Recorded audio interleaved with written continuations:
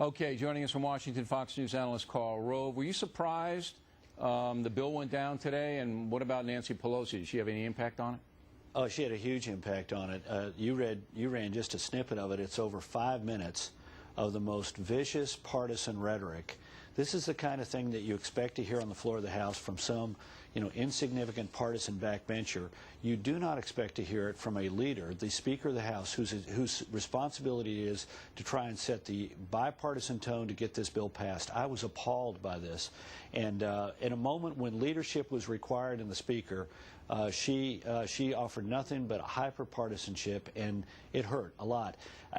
Bill, I got to tell you, this vote is amazing to me.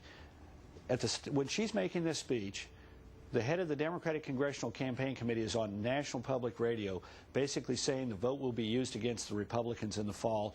And the Republicans on the floor are looking around and seeing 16 vulnerable Democrat House members, the freshman members, being told they can go vote against it. There are at least 16 of them who vote against it. They're watching the board light up, and they're seeing 5 Democrat committee chairs, the chairman of the Judiciary, the chairman of Agriculture, Homeland Security, Veterans, the chairman of the Ethics Committee, all voting no.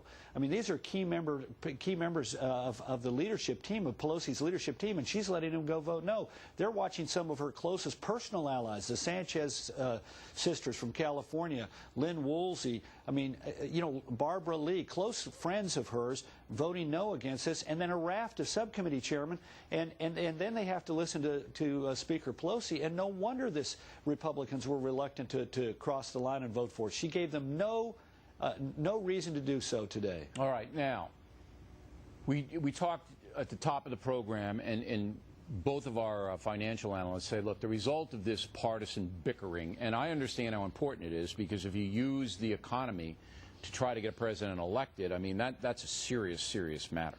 And that's what it looked like Nancy Pelosi was trying to do. If the thing passes, we'll take all the credit. I'm not willing to go that far that she was willing to tank the economy for partisan reasons. No, but she was going to use the bill if it passed for partisan reasons. Right, I'm not saying tank the economy, but she was going to take all the credit. The Democrats were going to take all the credit. And I think that's what it was about. But the bottom line is that the folks lost 777 points on the Dow, and they're going, my God, it's us, we're getting hammered.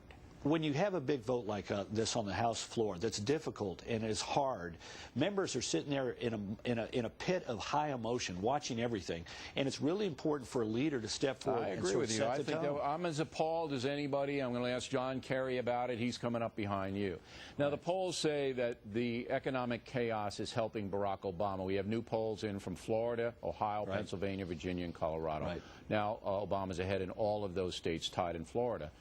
So you are advising McCain. McCain is, as I said in the talking points memo, has got to take the anger.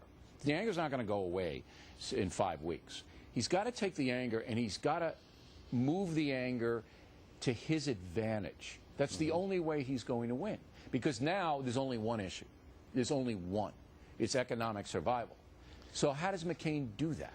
Well, first, and leave nothing that Obama's got to do it. I thought it was the good tone the other night in the debate, because his attacks were on Obama were impersonal and indirect. He always referred to him as Senator Obama, and he talked about his policies.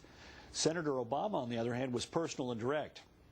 He either called him you or John and went straight at him. And I think Senator McCain sets the right tone when he says, the policies that my opponent advocates, that Senator Obama advocates, are bad for the economy. But you're right, he needs to get sharper and crisper and more pointed, and leave nothing that Obama says. I think some of the best moments he had the other night were calling him on his misstatements, like when Obama said, oh, I'm not in favor of taxing people over $42,000 a year, and McCain said, you bet you are. Go to the record. And he needs to be sharper and crisper on those. All right, Mr. Rove, thanks very much. We appreciate it. Directly ahead, Senator.